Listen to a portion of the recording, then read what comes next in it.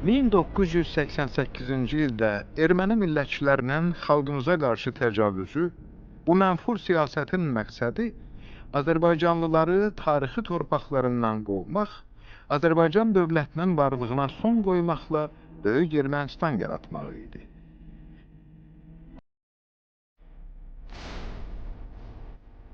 Vətənə can qurban vermiş əroğullarımızın hər birinin göstərdiyi qəhrəmanlıq şücaəti, xalqımızın milli qüruru, iftixarı, baş ucalığı, əzəmətidir. Bu savaş vətən savaşıdır. Əgər xalq bircə nəfəri ilə şuurlu ölüm zirvəsinə, şəhidlik zirvəsinə yüksələ bilirsə, deməli, xalq ləyaqət haqqına sahibdir. Qarabağ uğrunda gedən döyüşlərin bütün qaynar xətti boyunca düşmən həmlələrinə sinə gəlmiş igid oğullarımız bütün Azərbaycanı qorumuşdur. Bizim millət Xozalı aeroportuna girə bilmirdilər, ermənilərin əlindən. Girə bilmirdilər. Adada bir dənə kənd var idi, Əsgəran deyilən kənd var idi. Orada inanırsınız, məsələ Ağdamdan məsələ Xozalıya gəlmək olmurdu. O kənd imini ortadaydı. Oradan gəlmək olmurdu. Onu ancaq məsələn bizim ordu, yəni da xüsusi təyinatlılar Vüqar idi, biz idi, Ədalət idi, uşaqlar. ATN deyilən bir maşınımız var idi, Bronlu maşınımız idi. O yerli vətəndaşları da biz daşı, hətta o kətdən biz aparırdıq. Ağdamdan gətirirdik. O kətdən keçmək olmurdu. Ermənilər yaşayırdı orada, yəni oradan keçmək olmurdu. Ateş açırdılar, güllə atırdılar. O aeroportda olan vaxtı. Siqnal gəldi ki, bəs Zori Balayanla Dadamyan. Onlar da o vaxt fəal idilər axı. Daxil oldular aeroporta. Rəhmətli Vüqar zarafatçıl idi, belə mehriban idi. Bir iş olan kimi də papağı o dəqiqə çörürdü sağa ki, nəsə bir var, bir şey var, siqnal gəlib.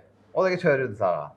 Vüqarın orada böyük bir iştirakı oldu, fəallıq göstərdi. Onların həbsində Zori Balayanla Dadamyanın. Həbs olundular, səliqəli, qanunla mindirildi balaca Vilislər. Apardılar, Ağdamı təhvil verdilər.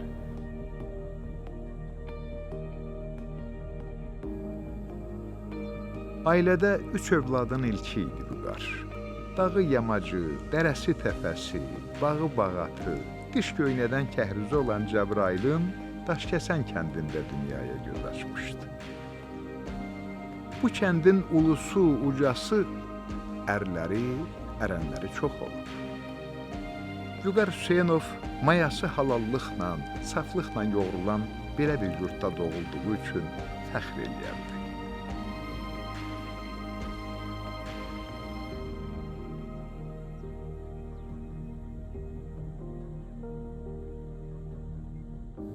O, hamının razılığını qazanan bir tərbiyəli övlad kimi, məktəbli şagird kimi böyüyürdü, oxuyurdu məktəbdə. Hər şeylə də o maraqlanırdı. Özdə bir adamı ya bir uşağı məktəbdə ya çətdə narazı eləməzdi. O uşaq adı kimi də özü çox vüqarlı bir oğlandı. Allah Teala ondan heç bir gözəlliyi əsirgəməmişdir. Boyu, buxunu, qəddi, qaməti, təhsilə böyük marağı var. Yoldaşlarına, müəllimlərə qarşı həddindən artıq səmimi və mehriban bir yoldaş idi. Vüqarı qısa cümlələrlə xarakterizə eləsək, çox zəhmətkeş insanıdır, dürüst insanıdır və sədaqətli insanıdır. Gənclik həyatına qədəm qoyan Vüqar orta məktəbi bitirib sənədlərini ali məktəbə vermək üçün Bakıya gəlir.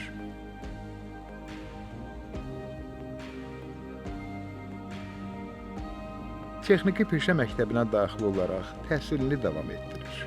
Məktəbi başa vurub hərbi xidmətə gedir, Ukraynada daxili qoşun hissələrinin birində xidmət edir. O, hərbi xidmətdə olduğu dövrdə nümunəvi əsgər olub. Vüqarın valideynləri hərbi hissənin komandanlığı tərəfindən dəfələrlə təşəkkür məktubları alıblar.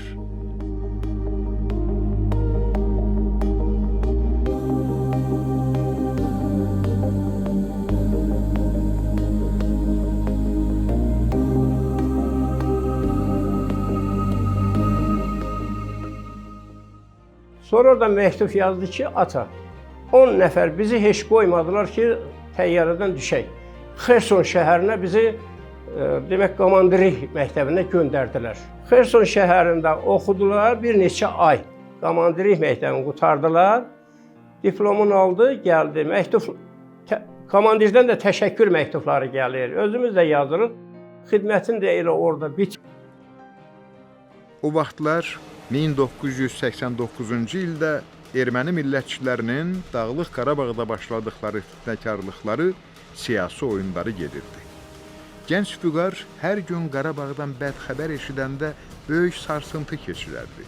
O sanki Azərbaycanın sabahını, qanlı qadalı günlərini görmüş kimi vətənin xilası üçün doğma ocaqlarından ayrılmağı, səngərlərdə yuxusuz gecələr keçirməyi, yeri gəlsə ana torpaq uğrunda ölməyi bacarmağın zəruriliyini dərk eləmişdi.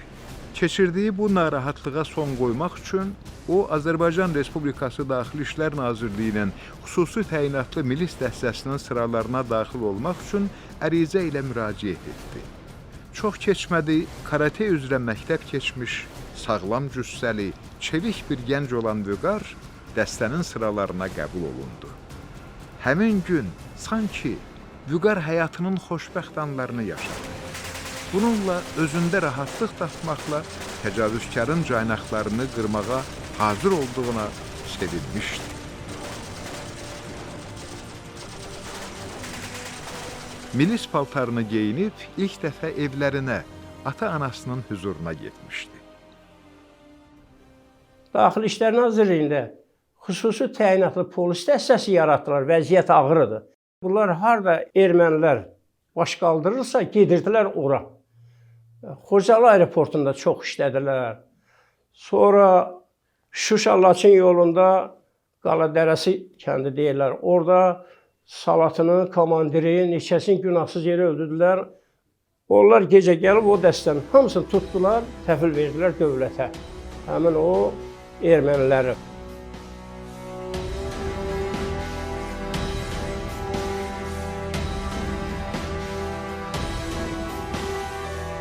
O vəziyyəti bildirdi. Anası ilə çox söhbət edirdi.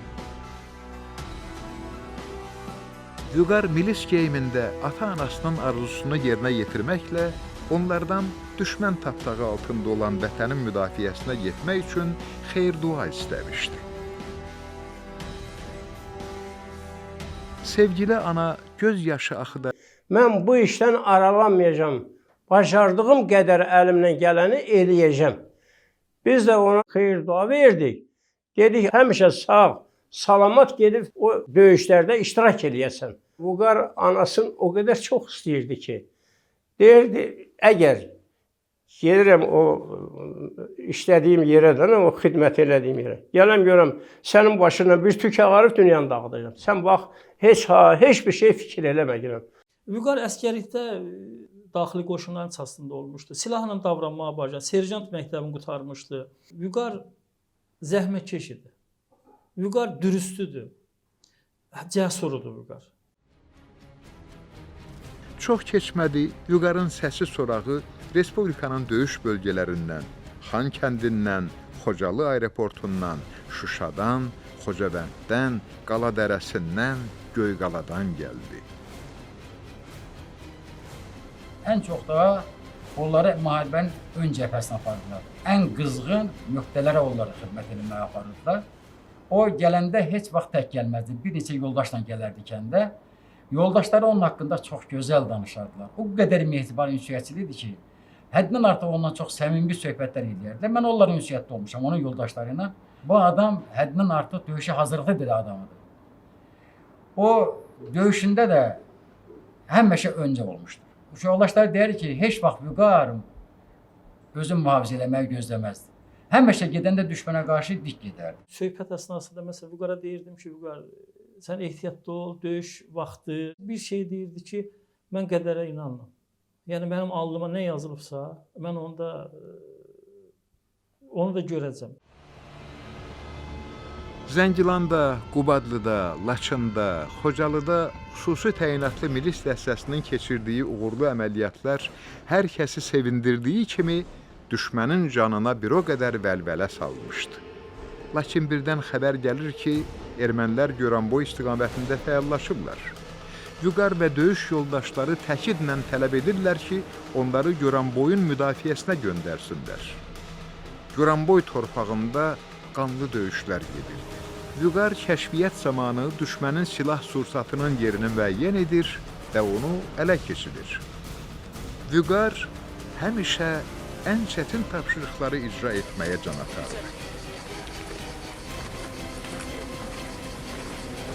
Goranboyun Buzluq, Erkəc, Mənəşi kəndlərində uğurlu əməliyyatlar gedirdi. Quduz düşmən cəngavər oğullarımızın ağır zərbələri altında geri çəkilirdi. Buzluq, Erkəc, Mənəşiddəki uğurlu əməliyyatlardan sonra Vüqargilə istirahət verilir. Lakin o istirahətə getməkdən, dəstəni tərk etməkdən imtina edir. Doğma torpaqların hər qarışı üçün narahatlıq keçirən Vüqar, yorulmadan növbəti döyüşlərə, əməliyyatlara hazırlaşırdı. Doğulanlar ilə qəhrəman doğulmuşdu. Vüqar elə bir oğlan idi. Dostluğa, yoldaşlığa, qardaşlığa hər tərəfli qabaqdaydı da. Bir yerdə olmuşuq Erkəş, Mənəş, Buzluq kəndlərinin ermənilərdən azad olunmasında. Ondan sonra Çaykənd, həmin onu bilmiş, həmin o vaxtı ki, hansı ki ermənilər satırılıb. O vaxtı dəyişib, ayrı bir vaxtı keçirdik. Ayrı bir vaxtı keçirdik. Həmin vaxtda da girdik ora, Çaykəndə. Erkəş, Mənəş, Buzluğun alınmasında, o gedib, haradaydı, mühasirəyə düşdülər. Todan tərəf. Todanın baş gülüsü, Şamiyan, keçmiş Şamiyan deyilən. Goranboy, Gülüstan qəsəbəsi. Gülüstan qəsəbəsi, orada. Orada vertolyotla uşaqlarımızı saldılar ora ki, orada qrupirovka vardı. Onları məhv eləməyə. Orada düşdülər mühasirəyə. Atışdılar. Vüqar rəhmətli bir dənə erməni atını əldə eləyib. Erməni atına minmişdi orada. Vüqarla bağlı Şuşanın Göytala əməliyyatıdır. Göytala kəndi var orada. Bax, orada olmuşuq. Vüqara qədər yəni bunlar olub. Milli ordu yaranmamışdı. Yerli batalyon. Yaranmamışdı hələ. Hələ onlar yaranmamışdı. Könüllülər idi biraz. Əsas Daxili İşlər Nazirliyinin əməkdaşları idi. 90-91-ci illərdə bu kəndlər azad olunur. Son döyüşün bir əməliyyatların birində məsələn onun döyüş yoldaşlarının dediyi sözü deyirəm ki, 14 metrdən tullanmışdı. Yəni bir mənfur bir erməni, yəni o hiss eləyib ki, Daxili İşlər Nazirliyinin əməkdaşları o evinin arxasında avtomat götürməyə 14 metrdən Vüqar onun üstə tullanmışdı. Yəni ki, onu neytrallaşdırmışdı. Vüqar idmançı idi, çox sadə insan. Vüqarın hərbi texnikanın sirlərinə yaxından bələd olması, döyüşlərdə göstərdiyi şücaətlər haqqında xəbərlər bir-birini əvəz etdikcə qəhrəmanlıq tariximizdə yeni səhifələr yazılırdı.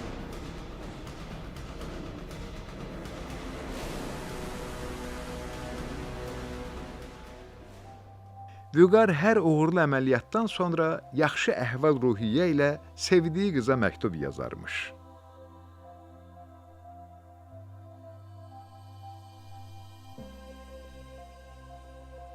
Salam mənim sevdam. Məktubu sənə biraz gec yazdığım üçün bağışla. Başımızın üstündə olan bu qara buludlar gərək təmizlənsin. Sənə bu məktubu çox ağır döyüş əməliyyatından sonra yüksək əhval-ruhiyyə ilə yazıram. Bizim hər uğurlu əməliyyatımız hamımızı ruhlandırmaqla düşməni geri çəkilməyə məcbur edir. Hər şeydən əvvəl bizə vətənimizin azadlığı lazımdır. Bir qarış belə torpağımızın düşmən əlinə keçməyinə yol vermək olmaz. Ona görə mən və döyüş yoldaşlarım son nəfəsimizədək döyüşəcəyik. Allah qoysa torpağımızı düşmən tapdağından azad edərik. Sonra biz də öz sevdamıza yetərik, toyumuzu edərik. Sağlıq olsun, görüşənədək. Vətənin azadlığını canından əziz tutan Vüqar, yoldaşları ilə birlikdə Goranboyun Gülüstan qəsəbəsindən erməni quldurlarının çıxarılması üçün 14 nəfərlik bir dəstə ilə Buzluq, Erkəc kəndləri arasında igidliklə döyüşürdü. Dəstənin mövqe tutduğu yerdə düşmən sayca çox olsa da, igid oğullarımız mərdliklə vuruşurdu. Lakin doğma torpaqlarımızı qoruyarkən son nəfəsinə qədər döyüşən Vüqar qəfildən namərd gülləsinə tuş gəldi. Ana vətənin müdafiəsində gənc ömrünü istiqlaliyyət yolunda qurban verib əbədiyyətə qovuşdu.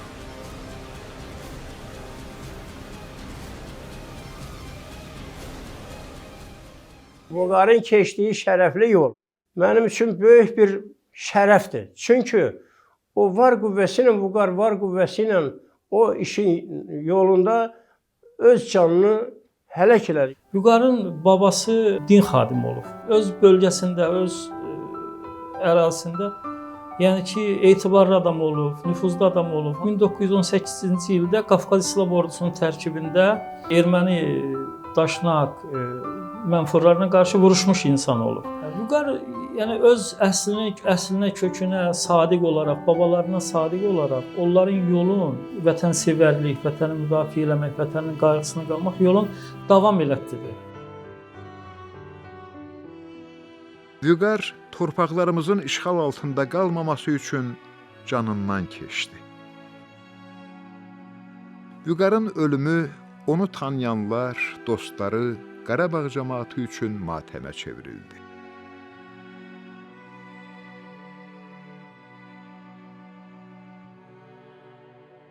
Torpaqlarımızın müdafiəsi yolunda şəhid olmuş Vüqar Hüseynov dağlar qoynunda Cəbrailin Daşyəsən kəndində torpağa tapşırıldı. Dədə-baba yurdunda əbədiyyətə qovuşdu. Vüqar Tofiqoğlu Hüseynov vətənin müdafiəsi uğrunda göstərdiyi şücaətlərə görə ölümündən sonra Azərbaycanın milli qəhrəmanı fəxri adına layiq görülmüşdür. O adam bizim kənddə bütün gənclərə nümunə idi, mən deyərdim ki. Çox arzu edərdik biz o kəndimizə qayıdaq. İlahi o günlər bizə nəsib eləsin. Mən əminəm ki, onda Vüqarın da ruhu şad olacaqdır. Vüqar ölümündən sonra onun gördüyü xidmətlər nəticəsində Qarbaçovun qolu ilə bizdə Qırmızı Ulduz ordeni var. Gəlib orden bizə çatanda artıq Sovet hökuməti dağılmışdı. Daxili İşlər Nazirliyinin onun medalı mənə təqdim eləyəndə bir növ sanki o vaxtda imperiyanın da iç yüzü açılmışdı. Yəni bu faciələri törədən imperiya olduğu da bilinmişdi. Oradan sanki məndən bir üzr istəyən fasonu mənə təqdim elədilər. Aradan heç çox çəkmədi. 15 gündən sonra ilk məktubda oxuduğu dövrdə həqiqətən sinimizin sevimlisi idi. Biz onu çox sevirdik. Vüqar necə torpağına, vətəninə bağlı bir igid idi. Uşaq olanda həmişə dava oyunu oynayardıq. Yəni orada biz bu 41-45 vətən müharibəsi kino səhnələrinə baxırdıq. Onu istəyirdik ki, həyatımızda, yəni öz uşaqlığımızda səhnələşdirək. Yəni bu səhnələri yəni özümüz təşkil edirdik. Həqiqətən Vüqar orada çox fəal, yəni həmişə qəhrəman rolunda çıxış edirdi. Vüqarın ölümündən xeyli sonra onların yaşadığı ünvana bir məktub gəlir. Məktub Vüqarın əhd-peyman bağladığı sevdiyi qızdan idi. Əzizim Vüqar, salam. Sən mənə hər dəfə uğurlu əməliyyatlardan sonra məktub yazırdın. Birdən sənin məktublarının arası kəsildi. Başa düşürəm. Sən və sənin döyüş dostların bir qarış belə torpaqlarımızın azğın düşmənin əlinə keçməməsi üçün cəsurluqla döyüşlər aparırsınız. Çoxdan da səndən məktub almıram. Səndən çox nigaranam. Ona görə də sizin ev ünvanınıza məktub yazmaq məcburiyyətində qaldım.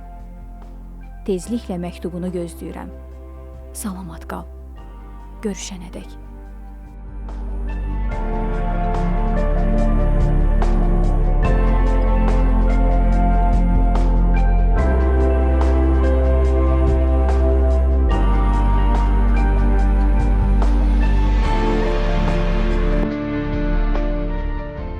Bütün varlığı ilə düşməndən qisas almaq əzmi ilə yaşayan Vüqar Tofiqoğlu Hüseynov vətənin müdafiəsində döyüşlərdə göstərdiyi şücaətlərlə şərəfləndi, tarix üçün yaşamağa layiq oldu.